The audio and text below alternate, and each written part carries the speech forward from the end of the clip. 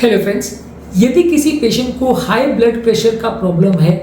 और साथ में अगर उसको मोटापा है, डायबिटीज है और वो इंटरमिटेंट फास्टिंग टेक्निक करना चाहता है वजन कम करने के लिए, डायबिटीज को रिवर्स करने के लिए, ब्लड प्रेशर को कम करने के लिए, कोलेस्ट्रॉल को कम करने के लिए, हार्ट के ब्लॉकेजेस की प्रॉब्लम को कम करने के लिए, तो क्या वो ऐसा कर सकता है? क्या होंगे उसके केस में स्पेशल प्रिकॉशंस और क्या स्पेसिफिक इश्यूज आ सकते हैं यदि कोई हाइपरटेंसिव पेशेंट इंटरमिटेंट फास्टिंग अगर करना चाहे? तो टॉपिक पर जाने से पहले जो लोग हमारे चैनल पर नए हैं उन्हें रिक्वेस्ट करूंगा कि चैनल को सब्सक्राइब करें, वीडियोस को लाइक और शेयर करें।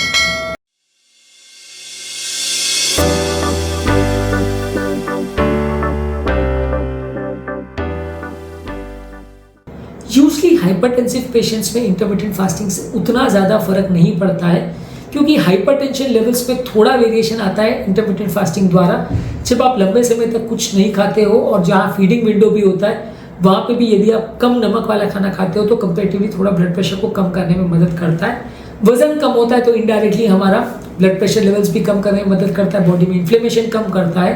तो उससे भी ब्लड प्रेशर को कम करने में मदद करता है। तो जिन लोग को अर्ली स्टेज में अगर हाइपरटेंशन है और साथ में अगर वो मोटे हैं और मेटाबॉलिक सिंड्रोम का शिकार है या वजन की वजह से उनको ब्लड प्रेशर हो रहा है तो वैसे लोगों में इंटरमिटेंट फास्टिंग करना काफ़ी उपयोगी है, तो उनको करना चाहिए। बस ये कि कुछ सावधानियां भी रखनी चाहिए।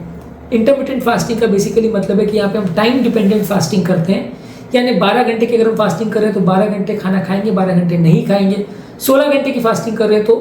फास्टिंग 16 घंटे करेंगे और फीडिंग 8 घंटे में करेंगे। 20 घंटे की फास्टिंग कर रहे हैं तो 20 घंटे में खाना नहीं खाएंगे, पानी के अलावा कुछ नहीं लेंगे, बाकी 4 घंटे में खाना खाएंगे। तो कितने घंटे की आप फास्टिंग कर रहे हैं उसके अलावा दिन का जो बचा खुचा टाइम है वहाँ पे आप खाना खाते हो। अगर आप हाइपरटेंसिव हो और आप इस तरह की फास्टिंग टेक्निक कर रहे हो किसी भी कारण के लिए, तो वैसे केस में सबसे पहले आपको अपने हेल्थ केयर प्रोवाइडर या अपने फिजिशियन से एक बार या कार्डियोलॉजिस्ट के साथ एक बार डिस्कस कर लेना चाहिए। कई बार आपकी बॉडी से रिलेटेड कुछ स्पेसिफिक प्रॉब्लम्स या इश्यूज ऐसे हो सकते हैं, कुछ और बीमारियां ऐसी हो सकती हैं जो इंटरमिटेंट फास्टिंग के लिए सूटेबल ना हो, आपको उससे हेल्थ प्रॉब्लम्स हो सकती हैं। तो आपको कोशिश ही करनी की चाहिए कि इस तरह का कोई भी बड़ा डिसीजन खासकर हेल्थ संबंधित लेने के पहले एक बार आपके डॉक्टर के साथ डिस्कस कर लें और यदि ज़रूरी हो तो अपनी मेडिसिन के डोजेस को भी एडजस्ट करवा लें, क्योंकि कई बार ऐसा होता है कि फास्टिंग पीरियड में आप अगर कुछ नहीं खा रहे हो, सिर्फ पानी पी रहे हो तो बीपी थोड़ा ड्रॉप हो सकता है। यदि ऐसे टाइम पे आप पेशाब बढ़ाने वाली दवा ले लेते हो या ऐसे टाइम पे आप स्ट्रॉन्ग बीपी वाली मेडिसिन ले लेते हो तो शरीर डिहाइड्रेट हो सकता है, बीपी ज़्यादा ड्रॉप हो सकता है, तो इससे आपको चक्कर, कमजोरी वगैरह आ सकती है। तो आपको आपकी मेडिसिन के टाइमिंग को थोड़ा एडजस्ट करवाना ज़रूरी है। खासकर जो स्ट्रॉन्ग बीपी की मेडिसिन है और खासकर जो पेशाब बढ़ाने वाली दवाएं हैं जिससे बीपी भी कम होता है, वो आप फीडिंग विंडो यानी खाने वाले टाइम पे लेंगे तो ज़्यादा अच्छा है। बाकी टाइम पे आप ले तो सकते हैं क्योंकि फास्टिंग के दौरान पानी की कोई मनाही नहीं होती है, लेकिन कंपेरेटिवली आपका बीपी फ्लक्चुएशन उसमें ज़्यादा होगा और प्यास बार बार लगती रहेगी जो कि आपको थोड़ा सा अनकंफर्टेबल करेगी। इसके अलावा आपको बॉडी का ओवरऑल हाइड्रेशन मेंटेन करना चाहिए। जब भी आप फास्टिंग कर रहे हो तो हाई ब्लड प्रेशर वाले पेशेंट में कई बार बीपी फ्लक्चुएशन बहुत ज़्यादा होते हैं क्योंकि बॉडी में अलग अलग टाइम पे भूख के हिसाब से स्ट्रेस हार्मोन्स बनते हैं और ये स्ट्रेस हार्मोन्स हमारे बीपी लेवल को वेरी करवा सकते हैं, फ्लक्चुएट करवा सकते हैं, जिसकी वजह से पेशेंट अनकंफर्टेबल हो सकते हैं, बीपी कभी बहुत ज़्यादा बहुत कम हो सकता है। तो ऐसे केस में आपको पानी ज़्यादा मात्रा में पीना चाहिए जिससे आपका बीपी का फ्लक्चुएशन कंपेरेटिवली कम होता है। और डिहाइड्रेशन को अवॉइड करना चाहिए क्योंकि यदि आप फास्टिंग कर रहे हैं तो बॉडी ऑलरेडी थोड़ा पानी कम होता है, खाने के साथ भी जो पानी जाता है वो भी कम रहता है। तो डिहाइड्रेशन को अवॉइड करने के लिए आपको जानबूझ के एक्स्ट्रा पानी पीना चाहिए और प्रेफरेबली वैसा पानी पीना चाहिए जिसमें सोडियम, पोटेशियम और ऐसे इलेक्ट्रोलाइट्स हो तो ज़्यादा अच्छा है, क्योंकि इलेक्ट्रोलाइट्स की कमी की वजह से भी कई बार क्रैम्प्स आना, मसल में पेन होना, ये सारी चीज़ें हो सकती है। तो आप इलेक्ट्रोलाइट्स वाला पानी ले तो ज़्यादा अच्छा है। हाँ, लेकिन इलेक्ट्रोलाइट्स के दौरान आपको ये ध्यान रखने की जरूरत है कि बहुत ज़्यादा नमक वाला पानी लेंगे तो बीपी बढ़ जाएगा। तो कौन सा इलेक्ट्रोलाइट का पानी आप ले रहे हैं वो भी थोड़ा सा ध्यान देने की आवश्यकता है यदि आपको ब्लड प्रेशर का प्रॉब्लम है तो, और उस हिसाब से अपनी दवाओं के डोजेस को एडजस्ट कर सकते हैं। इसके अलावा यदि आपको बहुत ज़्यादा हाई ब्लड प्रेशर का प्रॉब्लम है तो दवाइयों को ग्रेजुअली ट्रांजिशन करें, ग्रेजुअली चेंज करें और फास्टिंग को भी धीरे धीरे करके बढ़ाएं। पहले 8 घंटे का करें, फिर 10 घंटे का, फिर 12 घंटे का। सडन आप इंटरमिटेंट फास्टिंग बहुत ज़्यादा घंटे का करोगे, 24 घंटे का करोगे, बॉडी उतना स्ट्रेस और उतना भूख नहीं झेल पाएगी तो आपको कई बार बहुत ज़्यादा भूख लगेगी जिसे मैनेज करना आपको मुश्किल होगा। इसलिए कोशिश करिए कि धीरे धीरे अपने ब्लड प्रेशर लेवल्स के हिसाब से अपने फास्टिंग लेवल्स को भी धीरे धीरे कैसी बॉडी एडजस्ट कर रही है उस हिसाब से बढ़ाइए और इस दौरान अपने ब्लड प्रेशर को चेक भी करते रहिए कि बहुत ज़्यादा वेरिएशन आपके ब्लड प्रेशर में तो नहीं आ रहा है, स्ट्रेस की वजह से बीपी बहुत शूट या बहुत ड्रॉप तो नहीं हो रहा है, उसको भी मेजर करते रहेंगे तो अच्छा है।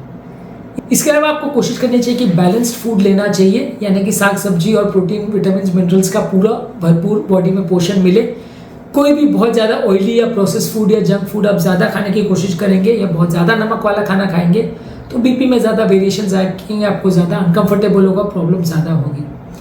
इसके अलावा आपको माइंडफुल ईटिंग करना चाहिए, यानी कि बहुत ज़्यादा मात्रा में खाना खाने के बदले आपको सोच विचार करके क्या खा रहे हैं, क्या नहीं खा रहे, कितनी मात्रा में खा रहे हैं, ये सब सोच विचार करके खाएंगे तो ज़्यादा अच्छा है। बिना देखे बिना सोचे जो लोग खाना खाते हैं वो दिक्कत में पड़ जाते हैं।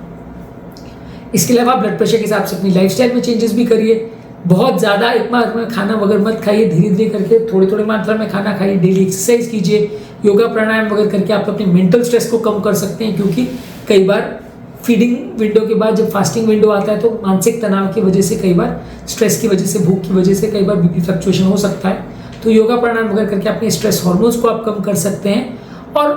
अच्छा हेल्दी लाइफ अगर आप जीते हैं तो बीपी फ्लक्चुएशन उतने ज़्यादा नहीं होंगे। हाइपरटेंसिव पेशेंट्स को जो भी स्ट्रैटेजी ले रहे हैं उसमें प्रॉपरली इंडिविजुअलाइज अप्रोच रखें। यदि बीपी लेवल्स में बहुत ज़्यादा वेरिएशन नहीं तो उतना दिक्कत नहीं आएगा। जिन लोग की रिक्वायरमेंट बहुत ज़्यादा है और बहुत ज़्यादा बीपी लेवल्स फ्लक्चुएट करते हैं उनको ज़्यादा सावधानी रखनी पड़ेगी, ज़्यादा मॉनिटर करना पड़ेगा और प्रेफरेबली अगर इंटरमिटेंट फास्टिंग किसी सुपरवाइज लोगों के अंडर में करें तो ज़्यादा अच्छा है, जहाँ पे अगर आपको कुछ ज़्यादा प्रॉब्लम्स हो रही है तो उसे मैनेज किया जा सके। इसके अलावा यदि आपको कोई सिम्टम्स हो रहे हैं, जैसे लो ब्लड प्रेशर के या हाई ब्लड प्रेशर के सिम्टम्स हो रहे हैं, सडन चक्कर हो रहा है, सरदर्द हो रहा है, वीकनेस हो रही है, कमजोरी हो रही है, बेहोशी हो रही है, इस तरह का कुछ भी सिम्टम्स हो रहे हैं तो उसे मॉनिटर करिए और टाइम रहते अपने डॉक्टर से डिस्कस करिए अपने दवाओं के डोजेस को और फास्टिंग के शेड्यूल को उस हिसाब से एडजस्ट करिए ताकि बार बार तकलीफ ना आए। रेगुलर फिजिकल एक्टिविटी करिए, इससे आपका मानसिक स्ट्रेस लेवल भी कम रहेगा, ओवरऑल शरीर भी तंदुरुस्त रहेगा, वजन भी ओवरऑल ज़्यादा नहीं बढ़ेगा, बॉडी का मेटाबॉलिक रेट भी ओवरऑल मेंटेन रहेगा। तो रेगुलर एक्सरसाइज करना भी इंटरमिटेंट फास्टिंग वाले लोगों के लिए अच्छा है। इसके अलावा आपको कोशिश करनी चाहिए कि ओवरऑल नमक को कम ही रखें। इंटरमिटेंट फास्टिंग का ब्लड प्रेशर पे जो एडवांटेज है वो आपको ज़्यादा तभी मिलेगा जब आप अपने फास्टिंग विंडो के बाद का जो फीडिंग विंडो है यानी खाने वाले पीरियड है उसमें बहुत ज़्यादा नमक वाली चीज़ें ना खाएं। यदि आप उस समय बहुत ज़्यादा सब चीज़ों में एक्स्ट्रा नमक डाल के खाते हैं तो बीपी उल्टा बढ़ जाएगा और आपकी बीपी में बहुत ज़्यादा फ्लक्चुएशंस वगैरह भी आएंगे, जिसकी वजह से आपको प्रॉब्लम्स ज़्यादा हो सकती हैं। इसके अलावा कोशिश करिए कि आपकी नींद अच्छी होनी चाहिए। कई बार नींद अगर प्रॉपर नहीं हो तो उसकी वजह से भी स्ट्रेस हार्मोन ज़्यादा बनते हैं, बीपी में फ्लक्चुएशन ज़्यादा आते हैं, जो कि हाई ब्लड प्रेशर वाले पेशेंट्स के लिए नुकसानदायक हो सकते हैं। तो अच्छी नींद 7-8 घंटे की लगभग अच्छी और क्वालिटी वाली नींद अगर आपको मिले तो उससे आपका ओवरऑल दिन अच्छा रहेगा, बीपी में उतने फ्लक्चुएशन या वेरिएशन नहीं आएंगे और आपका दिमाग उतना ज़्यादा स्ट्रेस में नहीं रहेगा। और जो भी चीज़ें आप कर रहे हैं उसके बारे में अपने आप को, अपनी फैमिली को और अपने फैमिली मेम्बर्स को, डॉक्टर को प्रॉपरली इन्फॉर्म करिए, क्योंकि सडनली कभी कभार कोई सरप्राइजेज आ जाते हैं, कोई प्रॉब्लम्स हो जाती है तो परिवार वालों को मैनेज करना मुश्किल पड़ता है। इसलिए कोशिश कीजिए कि जो भी डिसीजन आप ले रहे हैं अपनी हेल्थ के रिगार्ड्स में, आपकी बीमारी के रिगार्ड्स में, उसके बारे में घर वालों को सब प्रॉपर पता हो और उससे रिलेटेड जो प्रॉब्लम्स या कॉम्प्लिकेशंस हो सकते हैं उसके बारे में तैयारी भी पूरी रखें। जो भी प्रॉब्लम्स हो सकते हैं, हाई बीपी, लो बीपी वाले जो भी, या सडन कोई हार्ट अटैक वगैरह के जैसे प्रॉब्लम्स वगैरह आए तो आप तैयारी भी पूरी रखें इमरजेंसी मैनेजमेंट के लिए और घर वालों को प्रॉपर्ली इन्फॉर्म भी करके रखें ताकि आपको कोई अगर प्रॉब्लम हो तो उसके टाइम रहते मैनेज किया जा सके।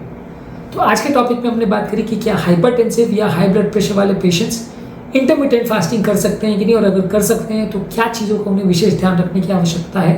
ताकि उनको बीपी के उतने फ्लक्चुएशन या कॉम्प्लिकेशंस ना हो और इंटरमिटेंट फास्टिंग वो वजन कम करने के लिए या जो भी कारण से कर रहे हैं उसे सही तरह से कर पाएँ। उम्मीद करूँगा कि आज के टॉपिक में कुछ नई बातें जानने को मिली होगी। जो लोग हमारे चैनल पर नए हैं उन्हें रिक्वेस्ट करूँगा कि चैनल को सब्सक्राइब करें, उस पर लाइक करें, कमेंट करें, फॉलो करें और पॉसिबल हो तो वीडियोज़ को शेयर भी करें।